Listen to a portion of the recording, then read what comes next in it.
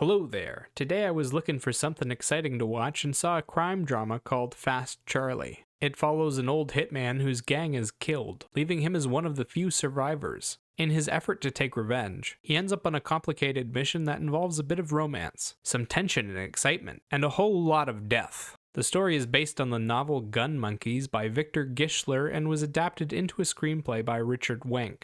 The movie was directed by Philip Noyce and stars Pierce Brosnan as Charlie Swift, Marina Baccarin as Marcy Kramer, and Benga Akinabe as the antagonist Beggar. The film also features James Caan in a small but important role. The story is a standard revenge tale that starts with a flash forward to the ending to hook you in, and then it quickly rewinds to the very beginning. From there, it slowly sets up the pieces, knocks them all over, and sets Charlie on his revenge mission. During the mission, he's accompanied by Marcy Kramer, a relative of one of his recent victims and the only person with any answers. The two of them travel around rural Mississippi looking for a MacGuffin while slowly falling for each other. The movie is split into romance scenes of Marcy and Kramer talking and flirting and action sequences where Charlie enters into hostile territory, takes out a few targets, and then survives a few ambushes. For characters, you have a bunch of one-note gangsters and a few key players. The general cast is playing mean-mugged thugs. They bark out degrading lines and act tough. Then you have the leads who have a bit of variety. There's Charlie Swift, the ruthless killer. He's patient and kind to the innocent, but never suffers any fools. He prepares thoroughly for his business and tries to catch people off guard. He lives by a code and that gives him a sense of honor. His love interest for the film is Marcy Kramer,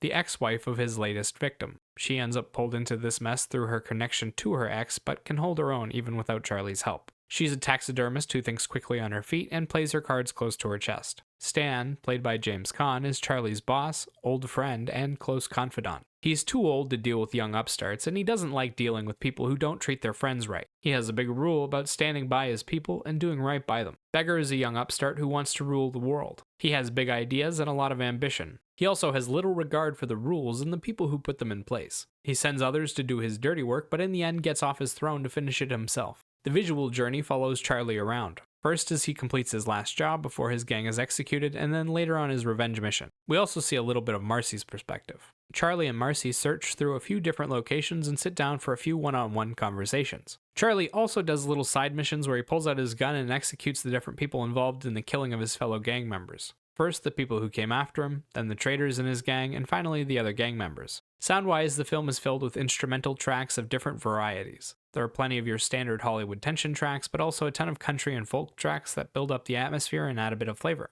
Music is used throughout the film at a constant pace and supports every single part of the story. It adds dimension to the characters, builds out the atmosphere in different locations, creates a mood for a scene to take place, and follows the emotional journey within it. Okay, so how did the film do? The writing does a good job of building suspense and creating interesting characters, but it unfolds in a confusing manner. They do it intentionally to help build tension, but often it just makes the story unclear. The film is also exciting with a decent bit of action propelled by a good revenge story, and they found ways to make each of Charlie and Marcy's kills feel unique and brutal. That said, the villains are kinda dumb and go down a little too easily. Cast-wise, there's a lot of solid thuggery from the general cast and some decent performances from Akinabe, Brosnan, Baccarin, and Caan. Brosnan plays the cold-blooded killer with a bit of charm, Baccarin is the fierce love interest with the likable but tragic character, and Caan is the nice, forgetful old man. Akinabe doesn't get quite as much screen time as the others, but he plays a solid head villain and shows a decent presence opposite Brosnan. When it comes to standout performances, Brosnan and Baccarin are almost there, but they failed to portray their romance storyline believably. They both play interesting characters and they both show off good screen presence, but in the end they just don't look like they're into each other at all.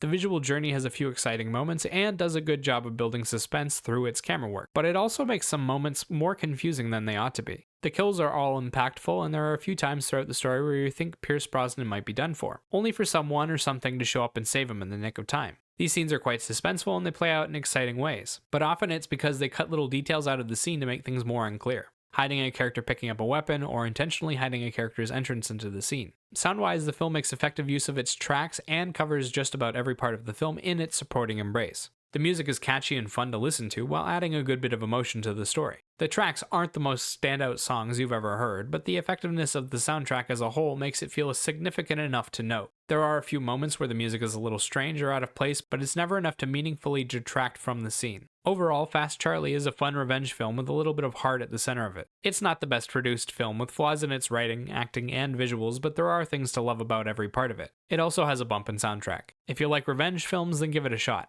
If you want something light, it's not bad either. As for a rating, I give this film a 6 out of 10. Remember, these are just my thoughts on the film. Let me know what you think in the comments below. Bye-bye.